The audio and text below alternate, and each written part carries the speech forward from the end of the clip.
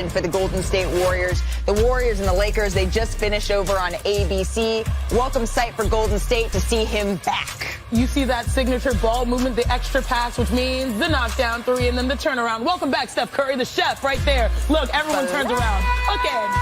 You already know that was going down. Let's keep it pushing. Jordan Poole doing a little dance. But really, Anthony Davis, this is the version that the Lakers need of him to show up for this team, especially without LeBron James. Yeah, if we know how the season really started for him, it took a while for him to exert his dominance. It seems like he's back. Maybe this time he'll hold on to it for a couple game stretch because they need him right now. Absolutely, and the Warriors need Steph Curry. Just when you thought they were going away, they were able to push back. Oh, my goodness. Finding Clay in the corner. Splash. Both of the splash bros. Look at Dante DiVincenzo. I think that's how we should leave the studio a little later tonight, Shanae. Oh, if we still have energy. Anthony Davis, once again, gets the win for Los Angeles. Lakers win 113-105. You can see the standings. Now the Lakers just a half game back at the Pelicans for the 10th spot. They are creeping up, trying to claw their way into the postseason. Shanae, what was your takeaway from this one? So you're telling me you have a chance. Right. Just when you think the Lakers, oh my goodness, news with LeBron James, bam, shows Anthony Davis. And I think he needs these moments where he's forced to be the guy. So you look at him go out there and drop huge numbers like we saw earlier this year. This is what needs to carry over. And then you can only think, all right, if you can go 50, at least 50%, because those separations, what is it, 14 games back, that could keep them in the mix so they can have a chance at the plan. I want to bring in Michael Wilbon into this conversation because then on the other side, Wilbon, the Warriors had rattled off 5 straight. And once again, we're saying, okay, are they getting right? Is this the time? Are they gearing up? And then they go on the road with Steph, with Andre Iguodala, and lose. What was your takeaway here? That I got to wait to see them win some games on the road, Malika. They've got, counting today, I think 11 of their final 18 games are on the road. And given they got the 4th worst road record in the league, I'm not ready to pronounce anything. Do I think that the Warriors will be ready to defend their title in a postseason way when they get to it? Yes. But am I going to run out and make DraftKings bets on the Warriors and what we've seen from them in road games? Look, I mean, defensively, they have got to get a lot better. I know Steve Kerr said, okay, we look like we're in this place. They're in this place because they won 5 straight games at home. We know they can win 5 straight games at home. Can they defend on the road in some of these important games they've got coming up? And what I saw down the stretch today says no. Not yet. And having Steph Curry back, look, it may be a situation where you get Steph back, you need timing, you need to incorporate him into the lineup. But that went pretty seamlessly to me today offensively. Defensively, still waiting on the champs to show up. Well, you can't overstate or understate, rather, how important Andrew Wiggins is to this team, especially defensively, and he still is not there yet for Golden State. But we can't do the show without our guy, Richard Jefferson. He's in Boston to call the Knicks and the Celtics game. Rich, what are you watching for in this one? What I'm watching for, Malika, is this. I need to tell America a couple of things. I just did a game in Denver, and I want to tell the Denver fans I am not associated with Kendrick Perkins' takes. I am not associated with that, right? Now we're here in Boston, and I am not associated with anything that J.J. Redick has said, nothing that J.J. Redick has said about any Boston great. I am not associated with that. Yes, these are my coworkers. Some might even say acquaintances. I wouldn't go as far to say friends. But I want to express to all of America, when you see me in arenas, I am not Kendrick Perkins. I am not J.J. Redick. My thoughts are my own. So if they say something outlandish, that's on them.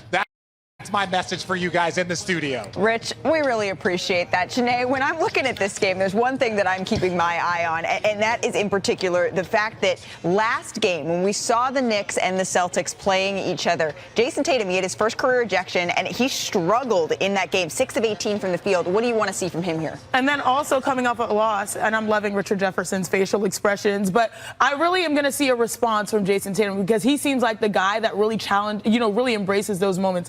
Every year of his career, he's improved in major categories, whether it is scoring, rebounding, assists. Right now, he's averaging 30, points per game. So I expect to see a huge response, a huge game from him.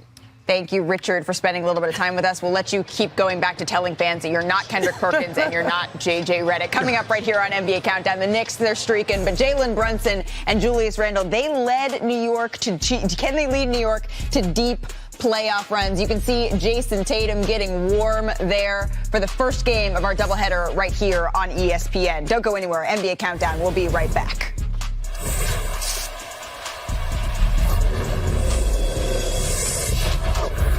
NBA Countdown is presented by DraftKings Sportsbook, an official sports betting partner of the in the West now, having won 5 straight. Lakers, meanwhile, are just outside the play-in. They're 1 game back of the Jazz and the Pelicans. And again, with the expectation, Michael Wilbon, that Steph Curry will return today. Do the Golden State Warriors, who have just been up and down so much of this season, do they suddenly have the look of a legitimate championship contender as we head down the stretch? Oh, absolutely. Absolutely, Greeny. I mean, look, the return of Steph Curry has everybody excited. If it has us excited, you know what it has at that locker room at Golden State. But also, you know, you have Klay Thompson now. January and all of February has been Klay Thompson. It takes a long time to come back from the injuries he had, and he appears to be all the way back. You got now Jonathan Kuminga giving you real contribution, you know, whether he's in the starting lineup or off the bench. Hopefully you get Wiggins back and you have a complete ensemble. What worries me for Golden State, and I know Steve Kerr said we seem like we turned the corner, 11 of their 18 remaining games for the Warriors are on the road, where they've been terrible. I mean, we've not seen any, forget consistency, we haven't seen any breakthrough there. So that's the but. Even though, yes, they look like themselves, they look like they're ready to defend. But let's see what happens with those 11 of 18 remaining games on the road. I'm here. You know, look. I've been hesitant because I've seen the injuries. I saw Steph Curry. I've seen Klay Thompson not look at it like himself. I've seen Jordan Poole be sporadic. Kuminga, you know, I was waiting for him and Moody because I'd heard so much about them ultimately stepping up. And I've been waiting. 4 consecutive double-digit games for Kuminga. Last 2 games, he's got about 19 points, if I remember correctly. I like what I'm seeing attacking the basket, making open threes, obviously showcasing his talents defensively. I'm looking at that. I'm looking at Jordan Poole with his explosions.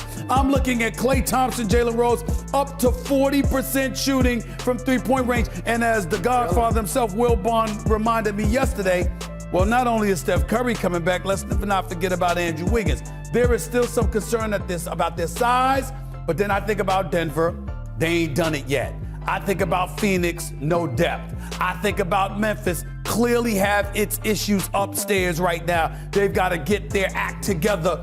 I will say this, I certainly believe it's entirely possible that the Golden State Warriors can represent the West in the NBA Finals. Greeny, I agree with these esteemed gentlemen. The Splash Brothers are averaging 4.9 threes for Steph Curry, 4.3 for your guy Klay Thompson. That's the highest in the history of the NBA.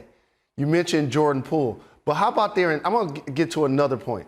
Their interior defense is some of the best that is in the NBA with Draymond Green and Looney. So now all of a sudden, you have a championship pedigree squad that has done it.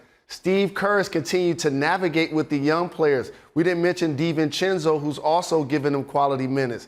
The Golden State Warriors have built out their depth, Greeny, and I'm going to make the exclamation point that we kind of took for granted. Steph Curry's still one of the best players in the game. He's going to come back. They've already won 5 straight games without he and Wiggins in the lineup. Feels like a lot of this